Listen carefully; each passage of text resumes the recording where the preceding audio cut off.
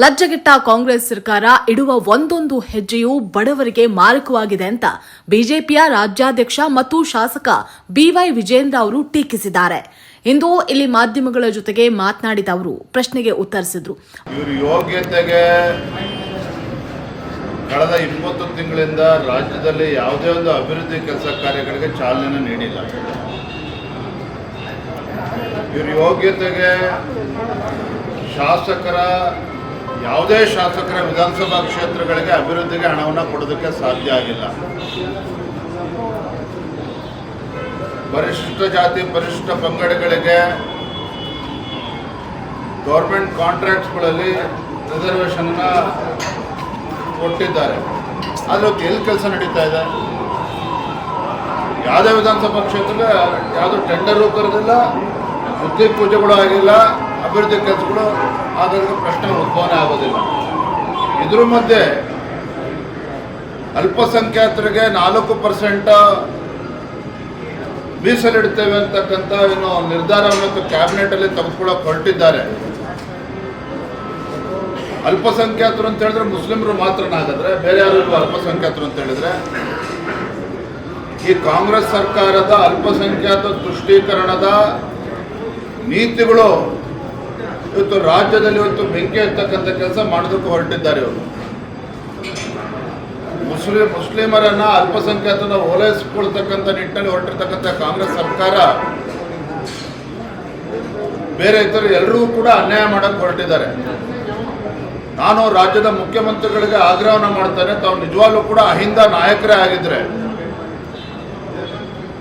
ನಿಜವಾಗ್ಲೂ ಕೂಡ ತಾವು ಅಹಿಂದ ನಾಯಕರೇ ಆಗಿದ್ದಿದ್ರೆ ಇಷ್ಟೊತ್ತಿಗಾಗಲೇ ಅನೇಕ ಹಿಂದುಳಿದ ಸಮಾಜಗಳೇನಿದ್ದಾವೆ ಆ ಸಮುದಾಯಗಳಿಗೆ ಇವತ್ತು ಆರ್ಥಿಕ ಶಕ್ತಿಯನ್ನು ನೀಡಿ ಗುಡಿ ಕೈಗಾರಿಕೆಗಳನ್ನು ಪ್ರೋತ್ಸಾಹ ಕೊಡ್ತಕ್ಕಂಥ ನಿಟ್ಟಿನಲ್ಲಿ ಕೈ ಜೋಡಿಸಬೇಕಾಗಿತ್ತು.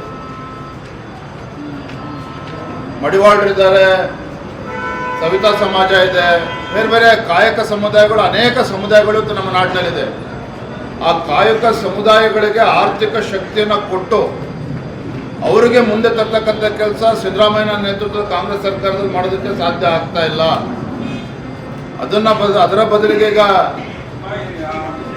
ಮುಸ್ಲಿಮರ ಓಲೈಕೆ ಮಾಡ್ತಕ್ಕಂಥ ಕೆಲಸ ಮಾಡೋದಕ್ಕೆ ಹೊರಟಿದ್ದಾರೆ. ಜನನೇ ಅವರಿಗೆ ತಕ್ಕ ಪಾಠವನ್ನು ಕಲಿಸ್ಬೇಕಾಗ್ತದೆ. ಯಾಕೆಂದ್ರೆ ಅವ್ರು ಬಂಡ್ರಿದ್ದಾರೆ, ದಪ್ಪ ಚರ್ಮ ಬೆಳೆಸ್ಕೊಂಡಿದ್ದಾರೆ. ಇವರು ವಿರೋಧ ಪಕ್ಷದವ್ರು ಏನೇ ಹೇಳಿದ್ರು ಕೂಡ ಅವ್ರಿಗೆ ನಾಟೋದಿಲ್ಲ.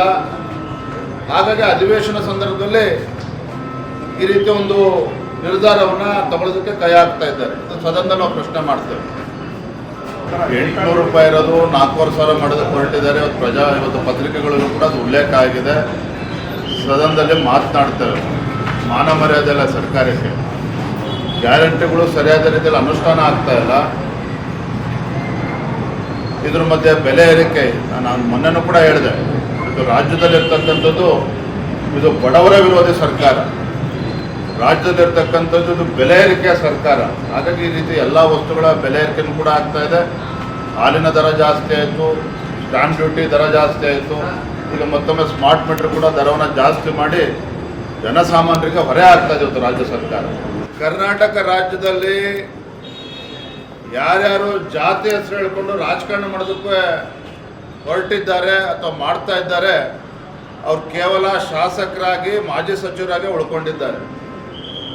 ಯಾರು ಈ ನಾಡಿನಲ್ಲಿ ಎಲ್ಲ ಸಮುದಾಯಗಳನ್ನು ವಿಶ್ವಾಸಕ್ಕೆ ತೆಗೆದುಕೊಂಡು ಎಲ್ಲ ಸಮುದಾಯಗಳ ಧ್ವನಿಯಾಗಿ ಇವತ್ತು ಹೋರಾಟವನ್ನು ಮಾಡಿದ್ದಾರೆ. ಯಡಿಯೂರಪ್ಪನವರಂಥ ನಾಯಕರು ಮಾಜಿ ಮುಖ್ಯಮಂತ್ರಿಗಳಾಗಿದ್ದಾರೆ, 4 ಬಾರಿ ಮುಖ್ಯಮಂತ್ರಿಗಳಾಗಿದ್ದಾರೆ.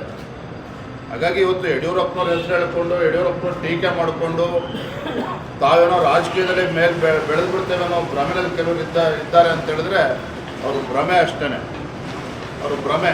ಉಕ್ಕಿನ ಮನುಷ್ಯ ಎಂದೇ ಖ್ಯಾತಿಯಾಗಿರ್ತಕ್ಕಂಥ ಮಾನ್ಯ ಅಮಿತ್ ಶಾಜಿಯವರು ನಾಡಿದ್ದು 7ನೇ ತಾರೀಕು ತಮಿಳುನಾಡಿನಿಂದ ಕರ್ನಾಟಕಕ್ಕೆ ಬರ್ತಾ ಇದ್ದಾರೆ. ಬೆಂಗಳೂರಿನಲ್ಲಿ ನೆಲಮಂಗಲದಲ್ಲಿ ಬಹುಶಃ ಒಂದು ಖಾಸಗಿ ಆಸ್ಪತ್ರೆ, ವಿಶ್ವತೀರ್ಥ ಮಹಾಸ್ವಾಮೀಜಿಗಳವರ ಒಂದು ಆಸ್ಪತ್ರೆ ಉದ್ಘಾಟನೆ ಸಂಬಂಧ ಬರ್ತಾ ಇದ್ದಾರೆ.